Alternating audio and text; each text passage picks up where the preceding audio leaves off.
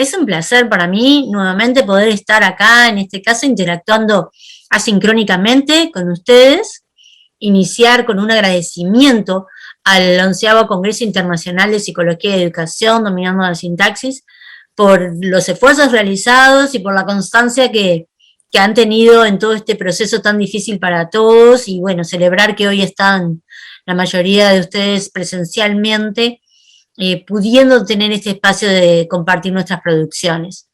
Bueno, desde allí contarles que mi vínculo con el Congreso ha estado en forma muy interactiva, y el Congreso me ha permitido a mí ir como poniendo en juego con ustedes parte del proceso de trabajo de la tesis doctoral. Desde allí contarles y presentarme en una doble inserción institucional. Mi nombre es Graciela Playot González, soy docente de la Universidad de la República en el Uruguay, allá abajo entre Argentina y Uruguay, entre Argentina y Brasil, un país bien chiquitito, Uruguay. La Universidad de la República es la única universidad estatal que tenemos nosotros. En la Facultad de Psicología trabajo, y llego aquí también con una inserción que tiene que ver, como les contaba, con mi trayecto del doctorado, mi formación doctoral, en la Universidad San Carlos de Guatemala, también la Universidad Estatal de la región de Guatemala. Por allí, desde esta doble inserción, en el Congreso he ido compartiendo e interactuando con distintos momentos de mi tesis doctoral. Tuve la oportunidad de discutir la construcción del objeto de estudio, también una primera inmersión que se hizo en relación a los hallazgos de lo que fue esa construcción del objeto de estudio, y hoy llego aquí con un tema más que interesante para mí, que me ha interpelado, que tiene que ver con la validación de los instrumentos cualitativos y la rigurosidad del uso de ellos.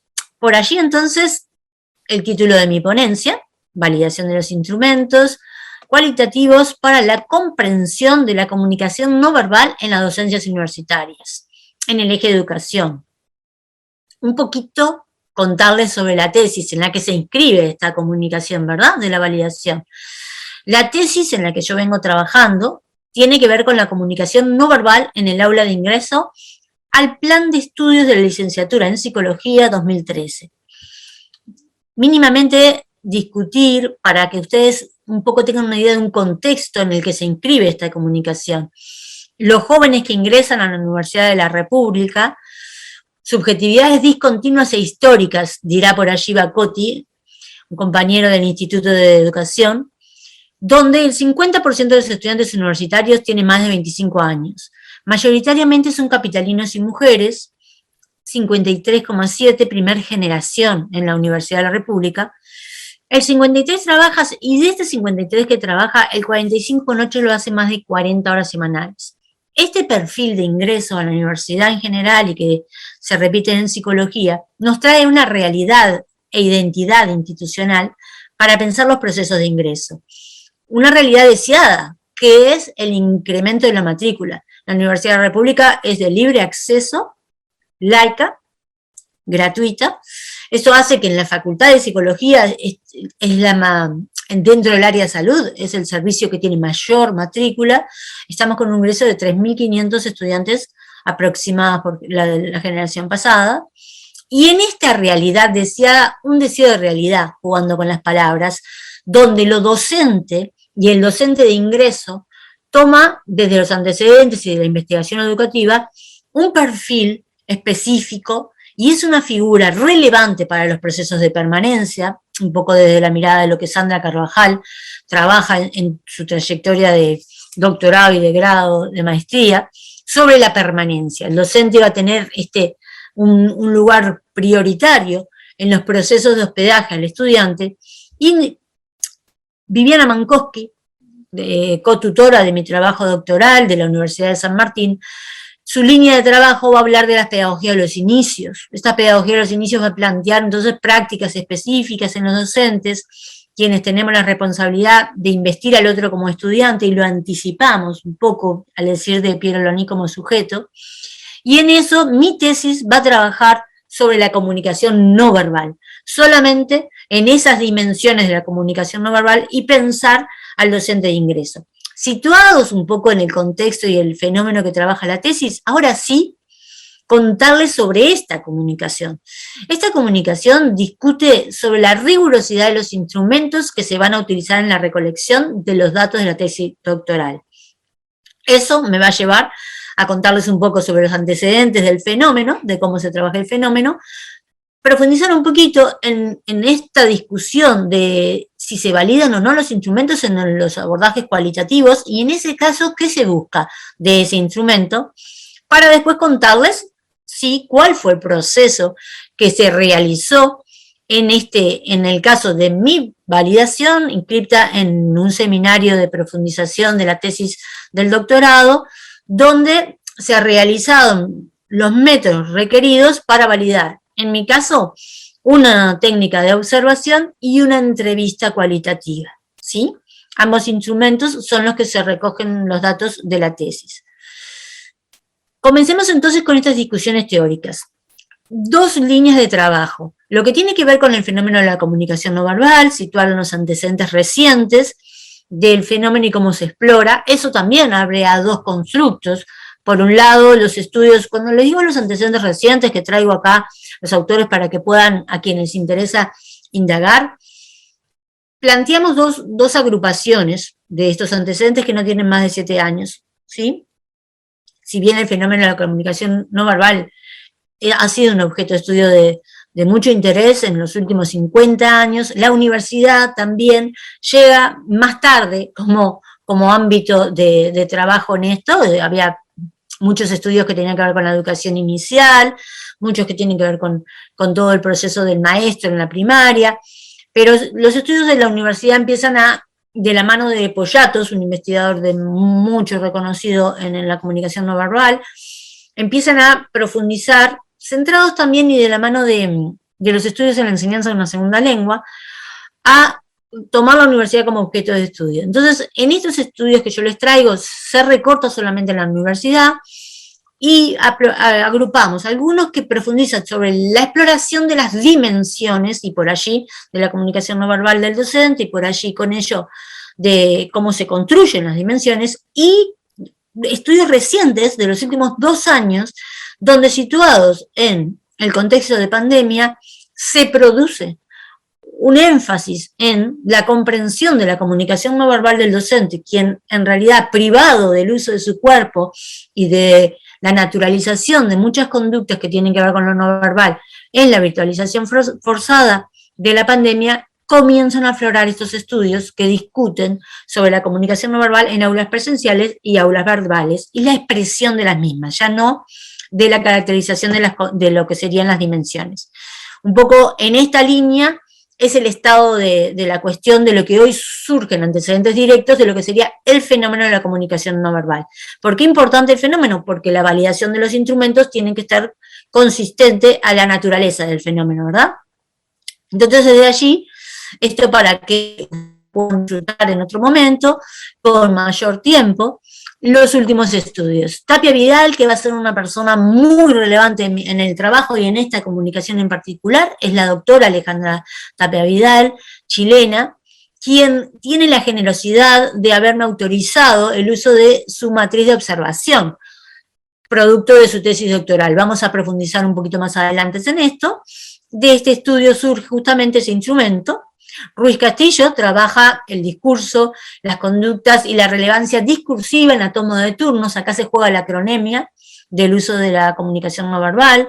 Después el estudio de la Fuente, que trabaja las habilidades comunicativas de los profesores universitarios mediante rúbricas y grabaciones. Esto es muy importante porque metodológicamente estas conductas se registran y se graban, y acá esto van a ver como en los procesos de validación ha sido un argumento de discutir el tema de cómo poder acceder al dato verbal, al dato visual, perdón, de la comunicación no verbal del docente.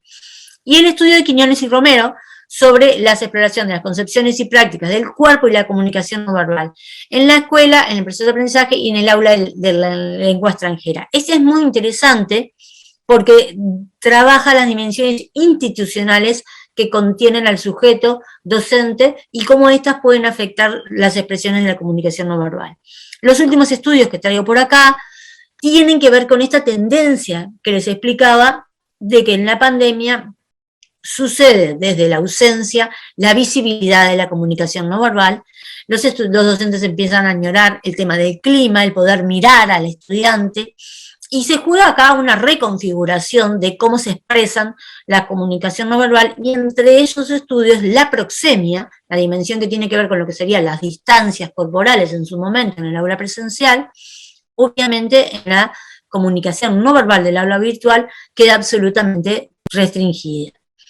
Esta suerte de estado de la cuestión del fenómeno nos va a marcar entonces la rigurosidad de que los instrumentos que nosotros llevamos a discusión para el análisis son los pertinentes en cómo indagar la comunicación no verbal en el aula.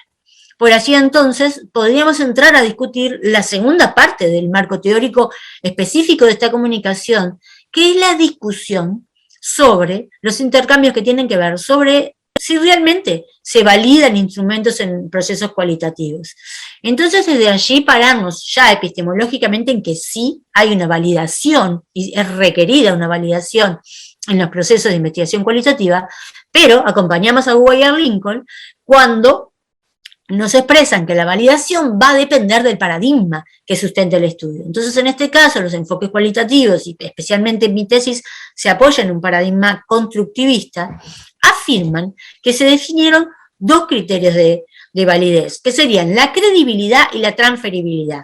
El primero se relaciona con la validez interna del estudio, del instrumento, y el segundo con la validez externa. Ahora veamos un poquito más.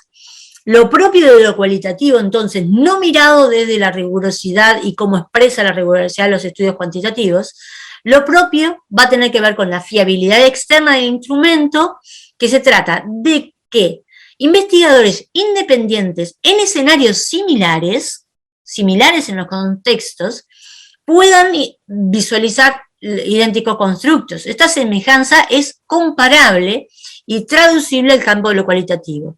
Y la comparabilidad, entonces, va a tener que ver con el grado en que la definición y descripción de las unidades de análisis, en este caso la comunicación no verbal del docente, los participantes y los escenarios puedan ser comparados entre sí, ¿sí? Entonces eso hace dos estudios comparables, y traducibles o transferibles refiere al marco teórico y las técnicas utilizadas. Indica el grado en que ambos son comprensibles para otras investigaciones. Una vez que entendemos que estos son los procesos, vayamos a entender cuál fue el método. Para los instrumentos que yo les comparto de mi proceso de tesis doctoral, nosotros trabajábamos, recuerden, que ahora lo vamos a discutir, con la matriz de observación y con la entrevista. Los procesos de validez del pilotaje no requieren muestras amplias. Se busca conocer si el instrumento, en este caso, como decíamos, matriz y entrevista, dan cuenta del constructo que indagan, o sea, pueden explicar la comunicación no verbal, corregir los errores y las ambigüedades que están en el diseño. Eso nos cuenta Taquila Paz. Nosotros usamos dos métodos. Se trabajó con el juicio de expertos y con la validación en población real. Entonces, que se llama pilotaje, ¿verdad? Recordamos que trabajamos con los datos verbales de las entrevistas y los datos visuales de la matriz de observación. La matriz de observación, que nosotros veamos cómo les cuento, entonces, los procedimientos que se realizaron, el análisis y los resultados. Empecemos por la matriz de validación. Recuerdan que yo les contaba que tenía el acompañamiento generoso de la investigadora Alejandra Tapia Vidal. Este es el proceso que Alejandra hizo en su tesis de doctorado. Ella creó el instrumento, esa matriz. Para mí fue un hallazgo maravilloso llegar a la matriz de Alejandra. Ella realizó, obviamente, un análisis teórico, documental, de cuáles eran las categorías, hizo un proceso de fiabilidad externa con expertos, de fiabilidad interna a través de un pilotaje y entre observadores, y construyó la matriz de observación. Esa matriz, producto de su tesis doctoral, es la que nosotros partimos a adecuar para mi tesis. Entonces, ¿cuál fue el proceso de validación?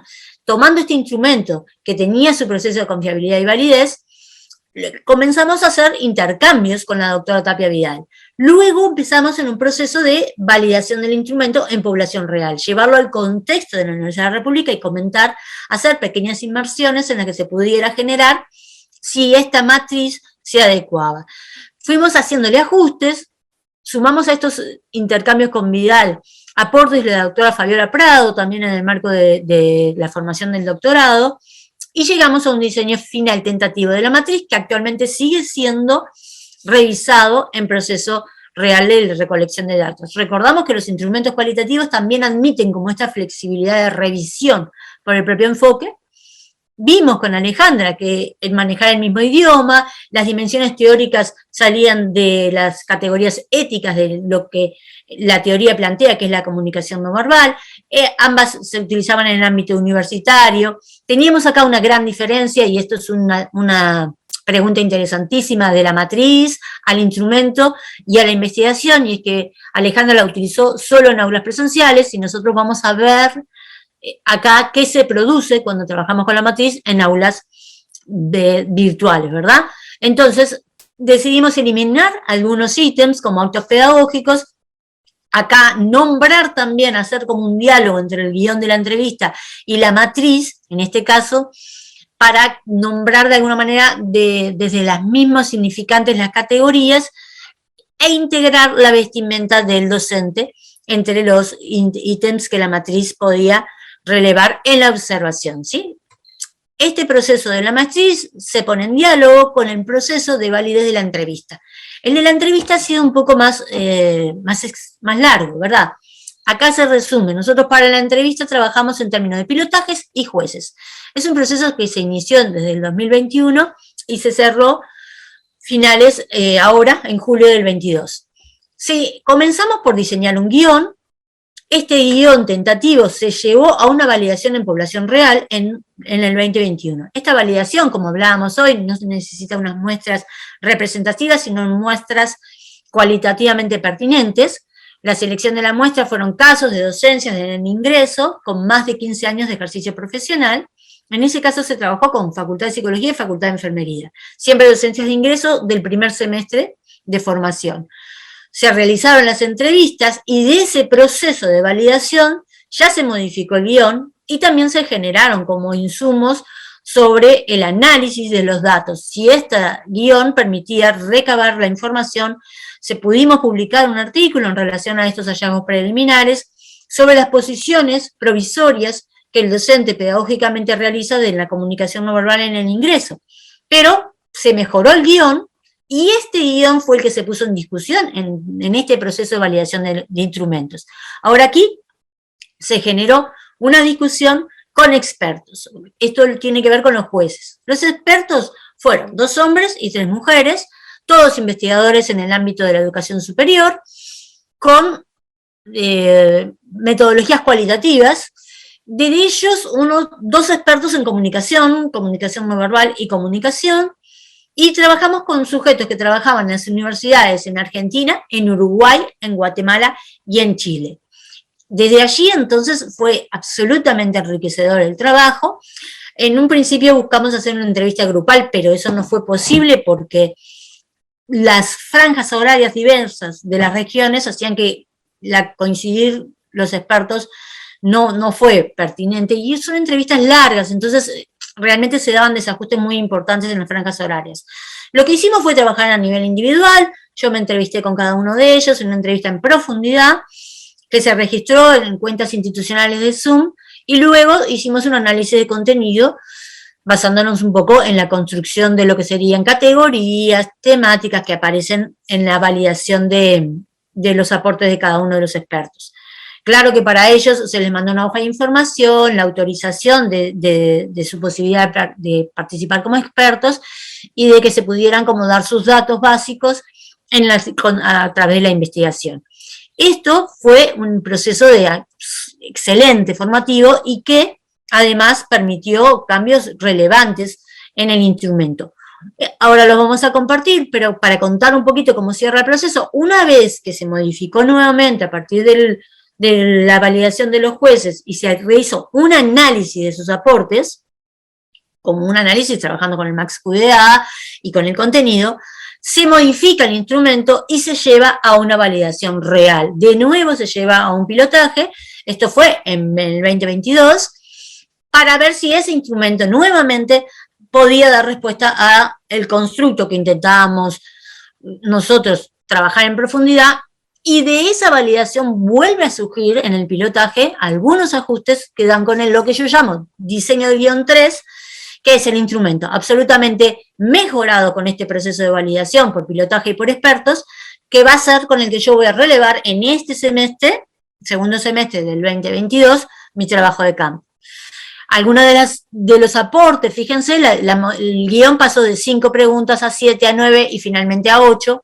Se ampliaron los ítems de la comunicación no verbal. Yo dejaba muy a lo que iba surgiendo y en realidad los expertos me fueron llevando a que tuviera que aparecer la pregunta del ítem. La categoría, los aportes de los expertos, todas las entrevistas transcritas y sistematizadas, se agruparon en la categoría contenidos, todo lo que me aportaban sobre los contenidos. La categoría en suma, donde en realidad cada uno de los expertos globaliza y sintetiza un juicio general del instrumento, que fue favorable en los 5 casos. La categoría sobre lo visible y lo no visible, esta es una de las categorías, van a ver que junta más fragmentos, donde se da una discusión muy fuerte en la consistencia y coherencia del diseño y si realmente estos instrumentos permiten relevar la comunicación no verbal. Si realmente a través del dato verbal se puede acceder al no verbal. Fue una discusión que, digamos que superó lo que sería la forma del instrumento y fue aportes fundamentales al diseño y a la tesis. Y después pequeños ajustes de palabras. Por ejemplo, en una pregunta decíamos lo necesario para el aula, y el experto me planteó, bueno, esto de lo necesario suena como muy disciplinado, planteemos lo que se pone en juego en el aula. Y eso hace al clima que después construye el instrumento en el aula, porque bueno, preguntarle a un docente sobre lo necesario en el aula ya lo pone en el lugar de la falta. Entonces, estos aportes fueron sustanciales para el instrumento, y los hallazgos de los pilotajes, tanto en el 2021 como en el 22, muestran que realmente los datos que se relevan pueden contestar las preguntas de la investigación y nos cuentan sobre las posiciones del docente en el ingreso y su discurso no verbal. Les comparto acá, aparte de la sistematización del MaxQDA en cuanto a los contenidos de los expertos, vean cómo se comporta, como decíamos, sobre lo visible y lo no visible, donde hay mucha discusión teórica y epistemológica, es donde más se resumen los fragmentos y los aportes en las palabras. Ahora, consideraciones finales para ir como cerrando un poquito el proceso.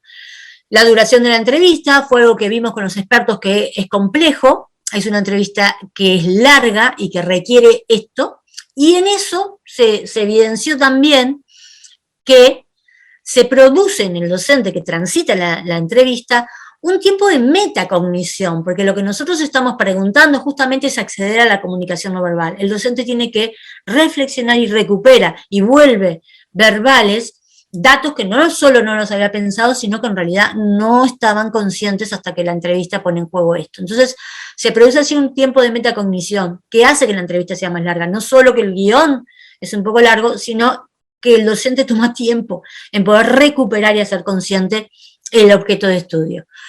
Después está el tema del acceso a los datos visuales. Decíamos que era importante el estudio de las grabaciones y los antecedentes de los registros, porque bueno, esto conlleva a que el docente nos deja grabarlo en el aula, registrarlo, y hasta el momento no hemos tenido dificultades, pero Tapia Vidal me planteaba que en ella tuvo lugares en que no la dejaron registrar con la grabadora y que solo pudo usar la matriz.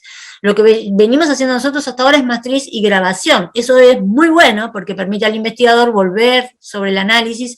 La comunicación no verbal no es fácil de recuperar en simultaneidad. Entonces el hecho que se pueda registrar es importantísimo. No solo la matriz, sino el registro en grabación.